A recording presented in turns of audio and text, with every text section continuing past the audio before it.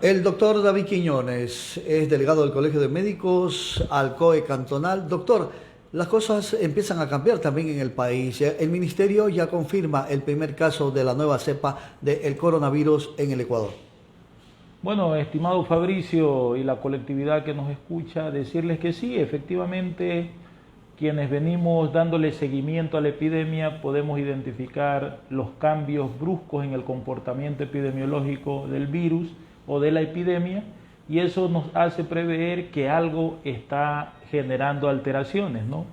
Sí, nosotros dijimos que a partir del mes de septiembre ya comenzó a haber un cambio en la curva de comportamiento de casos a nivel global y también a nivel nacional, y algo estaba allí influyendo, ¿no?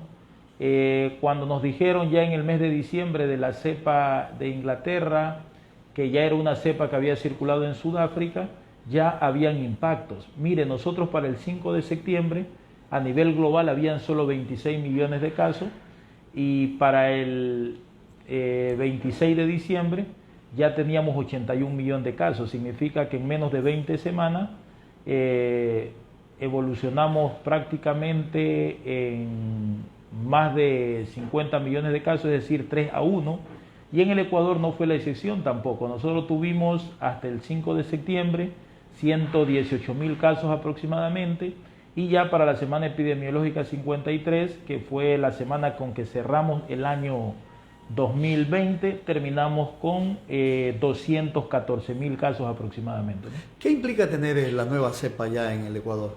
Bueno, implica de que hay que extremar las medidas de bioseguridad, las medidas de control de movilidad y todas las medidas de distanciamiento que influyen en el contagio.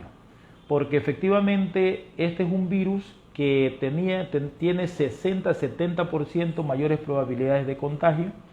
Si teníamos 100 personas contagiadas de este virus, ya por su mismo impacto llegamos a tener 170 personas en ese mismo volumen, y sabemos que al aumentar el número de casos, de hecho va a aumentar el número de complicaciones y de mortalidad, porque la incidencia de letalidad o de mortalidad, es decir, de muerte o de gravedad por el virus, es baja. A nivel global es un 2.2, a nivel de América Latina, de América, tenemos un 2.4, pero en Ecuador la letalidad del virus es de 6.8, 6.9, se ha mantenido en esas cifras, y eso es preocupante. Es decir, de cada 100 personas que se infectan, 6.9 o 7 personas fallecen, y entonces al tener un mayor número de contagiados vamos a tener un mayor número de graves y consecuentemente de muertes, ¿Por ¿no? qué se dice que esta es una cepa mucho más peligrosa?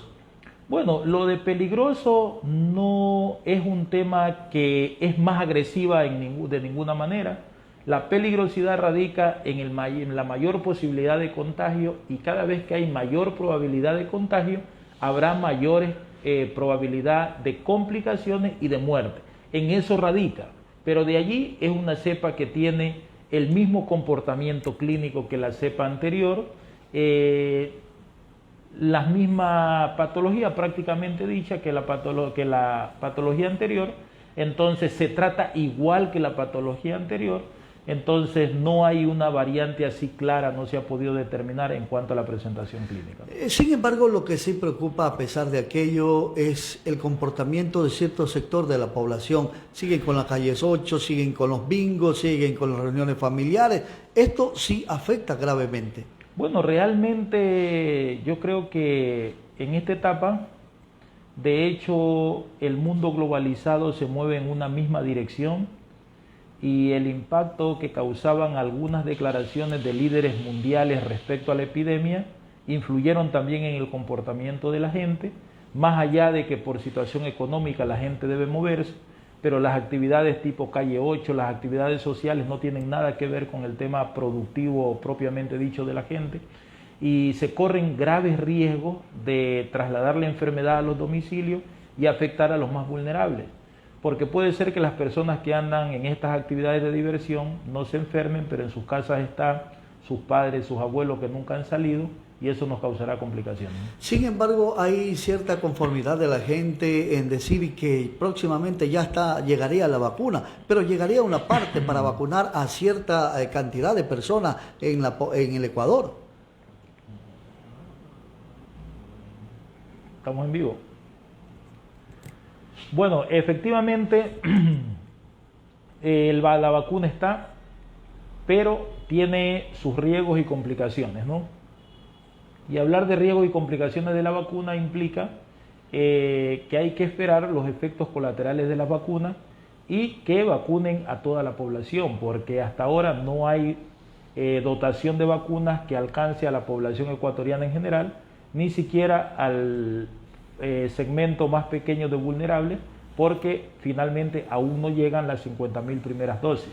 Entonces, pensar en vacuna cuando no las tenemos es un error. Hay que pensar en establecer las medidas de protección fundamentales. Recordar que esa es una enfermedad que afecta al mundo y que no hay laboratorios que producen la cantidad que se requiere para vacunarlo a todos. Bueno, el Ecuador debería pensar en una vacuna de las que tengan menos demandas, pero que tengan menos costo también y que tienen alta probabilidad de ser efectivas, porque hay vacunas como la de Pfizer o la de Moderna que en un momento dado pueden romper la cadena de frío y complicarnos la existencia.